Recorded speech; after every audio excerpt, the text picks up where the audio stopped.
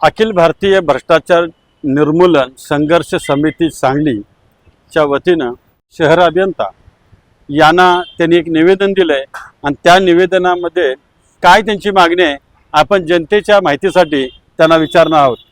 साहेब, आपली काय मागणी आहे आणि आपण काय निवेदन दिलंय जरा माझ्या रोज एक नवीन विषय चॅनलला सांगा। आज आमच्या भ्रष्टाचार अखिल भारतीय भ्रष्टाचार निर्मूलन संघर्ष समिती आणि human rights BRICS human rights mission या माध्यमातून आम्ही शहर अभियंता सार्वजनिक बांधकाम विभाग यांना आम्ही आज निवेदन दिलेलं आहे की जे आपल्या सांगली मिरज कुपवाड शहरामध्ये सार्वजनिक बांधकाम विभाग शहर विभाग असेल किंवा PWD विभाग असेल यांनी रस्ते चांगले केले। पूर्वी रस्ते चांगले नव्हते म्हणून प्रॉब्लेम होते, पण आता रस्ते चांगले केलेत। पण त्या रस्ते चांगले केलेत त्याच्यावर जे स्पीड ब्रेकर केलेले आहेत ते स्पीड ब्रेकर लहान मोठ्या आकाराचे झालेले आहेत, कुठं 2-3 फुटाचे आहेत, कुठं लहान आहेत, लोकांना समजून येत नाहीत। तर रस्ते चांगले झाल्यामुळं लोक स्पीडने जायला लागलेत आणि त्या स्पीड ब्रेकर्स लोकांना दिसून येत नाहीत, त्यामुळे प्रचंड अपघात झालेले आहेत। त्यामध्ये सगळ्यात जास्त अपघात झाले ते महिलांचे झालेले आहेत, कारण लोकांचे हातपाय मोडणे, अपघाती मृत्यू होणं असे बरेच प्रमाण वाढलेलं आहे।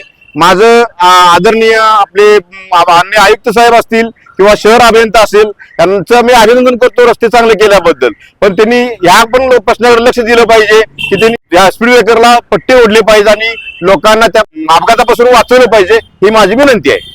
साहेब, तुम्ही जी मागणी केली या मागणीच्या संदर्भात जर बोलायला गेलं तर सांगलीच्या या बायपासला मागच्याच महिन्यामध्ये एक अपघात झाला आणि 2 व्हीलरवरनं एक कांबळे नावाची महिला उडून पडली आणि तिचा मृत्यू झाला। बरोबर, याबाबत मी पण एक व्हिडिओ प्रसिद्ध केला होता आणि अतिशय चांगली मागणी तुम्ही या जनसामान्यांसाठी केलेली आहे, त्याबद्दल मी तुमच्या संघटनेचा आधी मी आभार मानतो। थँक्यू। आणि या ज्या काही गतिरोधक आहेत मी तर शहर अभियंत्यांना विनंती करतो की जे गतिरोधक बसवले ते नियमात आहेत का, परमिशन घेतलेले आहेत का, असतील तर बघा, नसतील तर काढून टाका आणि जर परमिशन असेल तर त्या गतिरोधकवर पांढरे पट्टे व रिफ्लेक्टर बसवणं गरजेचं आहे आणि तो गतिरोधक आहे याचं दर्शवणारे बोर्ड सुद्धा व्यवस्थितरित्या असणं गरजेचं आहे आणि ते तुम्ही पूर्ण करावेत। जर का या महानगरपालिकेनं त्याच्याकडे दुर्लक्ष केलं